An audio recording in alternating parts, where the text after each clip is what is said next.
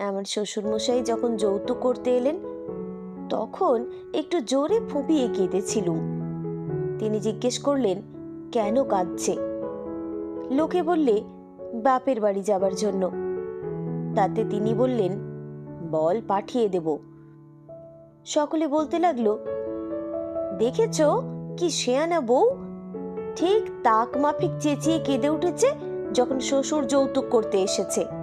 সেকালে আমাদের অন্দরমহলে এক ছেলে মানুষ করা পুরনো লোক ছাড়া কেউ আসতে পারত না। বিবাহিত লোকেরা ছাড়া কেউ রাতে বাড়ির ভিতর আসতেন না। কিন্তু কখনো কখনো দিনে মায়ের সঙ্গে কথা বলতে আসতেন। আমার 5 জন নন্দাইদের একজন ছাড়া সকলেই ঘর জামাই ছিলেন।